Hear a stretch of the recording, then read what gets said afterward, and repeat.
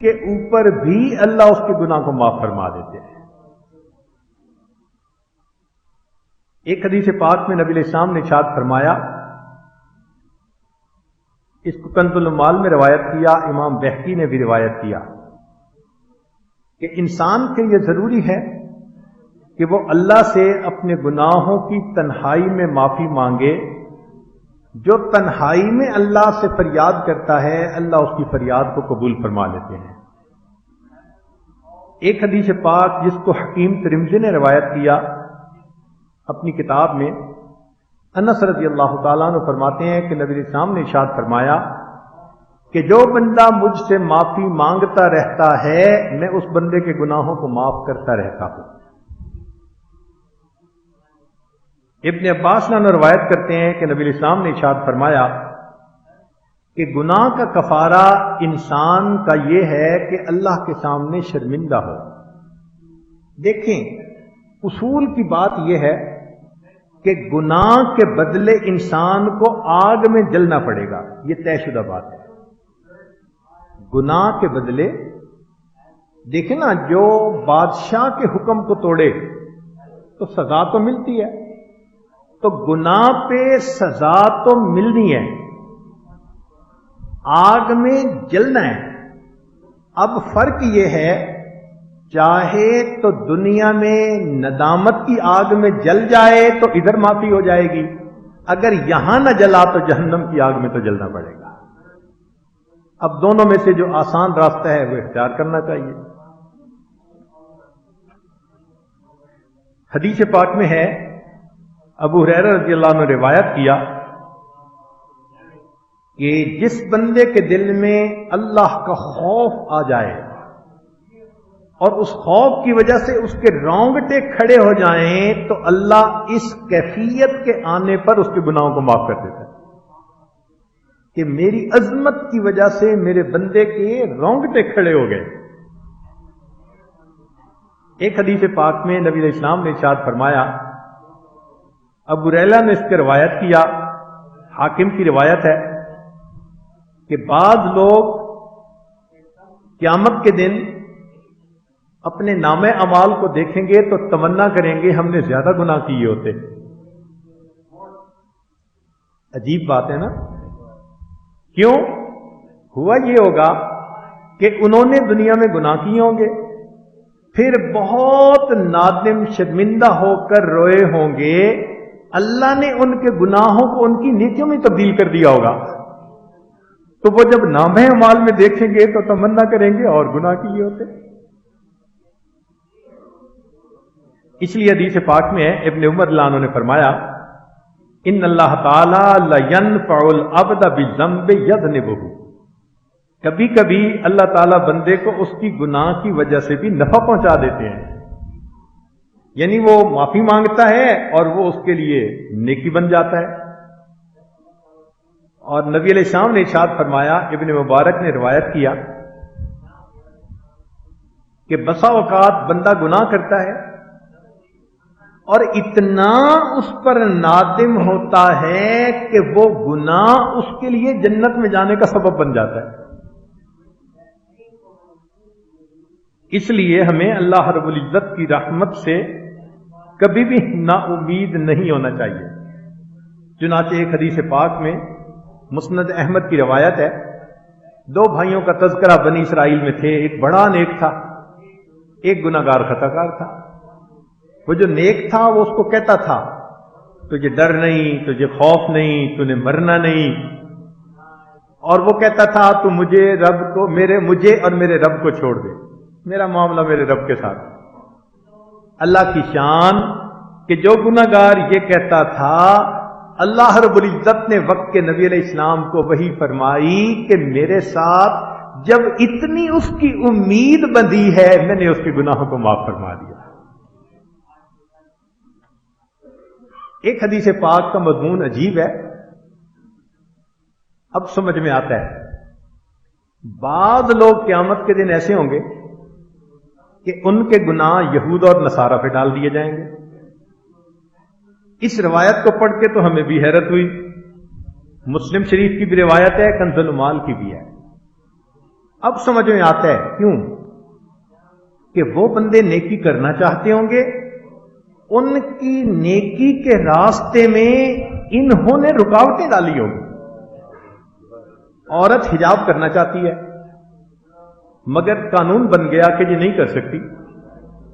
اللہ اکبر، فرمایا کہ میرا مومن تو میری فرمانبرداری کرنا چاہتا تھا نا، اب اگر اس کو مجبور کر دیا گیا ہے قانون کی وجہ سے تو اس کے گناہ کا بوجھ میں ان بدبختوں کے اوپر ڈالتا ہوں۔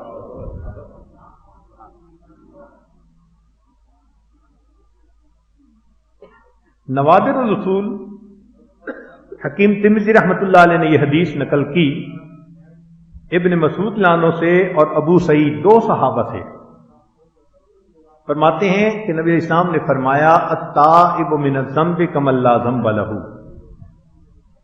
گناہوں سے توبہ کرنے والا ایسے ہو جاتا ہے جیسے اس نے کبھی گناہ کیا ہی نہیں ہے۔ مسند احمد کی روایت ہے، ابو موسیٰ اشعری رضی اللہ تعالیٰ عنہ اس کے راوی ہیں کہ اللہ رب العزت رات کے وقت اپنی رحمت کے ہاتھ کو پھیلا دیتے ہیں، اے دن کے گناہ کرنے والے تو رات کو توبہ کر لے۔ جب دن ہوتا ہے تو اپنی رحمت کے ہاتھ کو پھیلا دیتے ہیں، اے رات کے گناہ کرنے والے تو دن میں توبہ کر لے۔ اور یہ اسی طرح اس کو انویٹیشن ملتی رہے گی جب تک کہ سورج مغرب سے طلوع نہیں ہوتا۔ حضرت علی رضی اللہ عنہ روایت کرتے ہیں، کنز العمال کی روایت، ان اللہ تعالی یحب العبد المؤمن المفتن التواب، اللہ رب العزت اس بندے سے محبت رکھتے ہیں جو گناہ میں ملوث ہو بیٹھا مگر اس کے بعد اس نے سچی توبہ کر لی۔ اللہ تعالیٰ اس بندے سے محبت فرماتے ہیں۔ چنانچہ ایک حدیث پاک میں ہے، ایک بندہ صحرا میں سفر کر رہا تھا، سارا سامان اونٹنی کے اوپر تھا، سو گیا، جب جاگا تو دیکھا اونٹنی نہیں ہے۔ اب صحرا کا سفر اتنا تھا کہ پیدل کر نہیں سکتا تھا، کھانے پینے کو بھی کچھ نہیں تھا، اس نے بڑے ہاتھ پاؤں مارے، ادھر ادھر دیکھا، اونٹنی نہیں ملی، حتیٰ کہ اس کو یقین ہو گیا کہ اب اس صحرا میں میری موت آ جائے گی۔ اس غم کی حالت میں اس کی آنکھ لگ گئی۔ اچانک جو آنکھ کھلی تو کیا دیکھتا ہے کہ اونٹنی اپنے سامان سمیت قریب ہی کھڑی ہے۔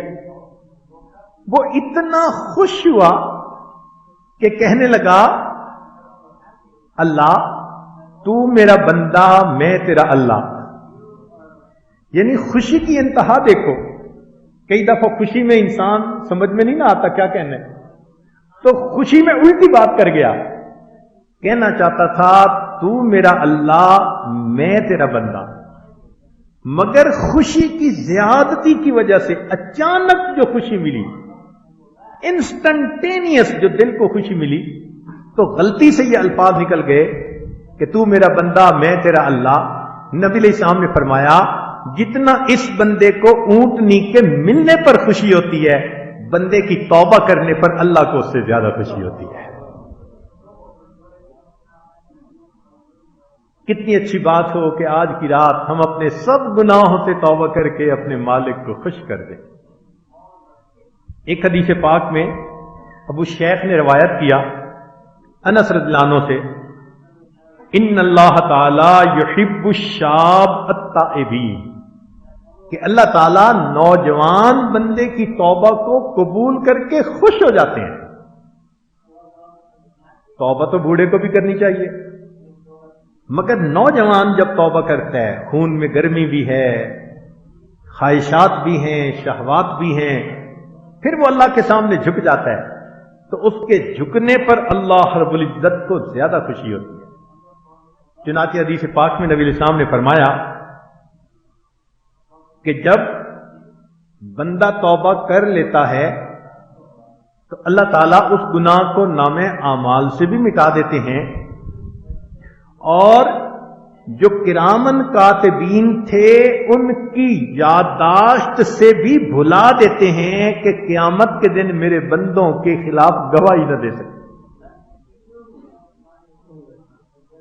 اگر ان کی یادداشت سے نہ مٹایا جاتا تو قیامت کے دن مومن کو شرمندگی اٹھانی پڑتی. وہ کہتے نیکیاں لے کے بیٹھے, حقیقت کا ہمیں پتہ ہے یہ کیا کرتا رہا ہے.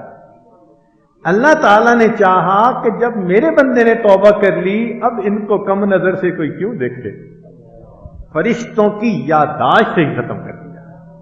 دنیا کی عدالت میں اگر کسی کے خلاف غلط مقدمہ ہو جائے اور ثابت بھی ہو جائے تو ملزم کو باعزت بری کر دیتے ہیں, مقدمے کا ریکارڈ رکھتے ہیں. کوئی بندہ کہے جی کہ مقدمہ غلط تھا اس لیے اس کا ریکارڈ ختم کریں, وہ کہیں گے نہیں, آپ کو باعزت بری کر دیا, ریکارڈ رکھیں گے. تو دنیا کی عدالت غلط مقدمے کا بھی ریکارڈ نہیں ختم کرتی.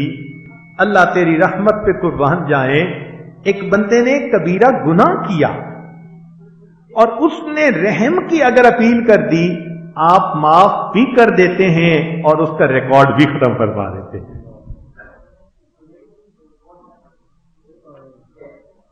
حدیث پاک میں ابو ہریرہ رضی اللہ تعالیٰ عنہ فرماتے ہیں کہ جب کوئی بندہ گناہ کرتا ہے پھر کہتا ہے اے میرے رب میں نے گناہ کیا, آپ مجھے معاف کر دیں, تو اس کا رب کہتا ہے کہ میرا بندہ جانتا ہے کہ اس کا کوئی رب ہے جو اس کے گناہوں کو معاف کرتا ہے اور گناہ کی وجہ سے اس کی پکڑ بھی کرتا ہے, میں نے اپنے بندے کو اس وجہ سے معاف فرما دیا.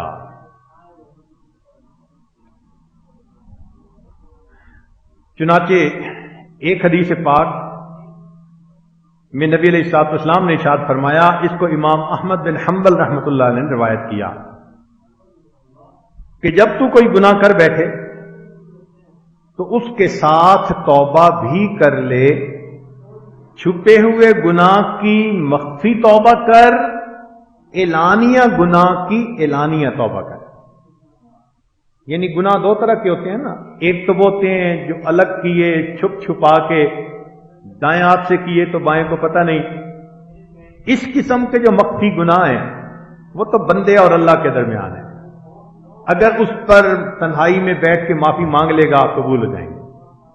ایک ہوتا ہے کہ لوگوں میں بیٹھ کے کیے مجلس میں, تو اس کی پھر توبہ بھی مجلس میں سب کے سامنے معافی مانگے.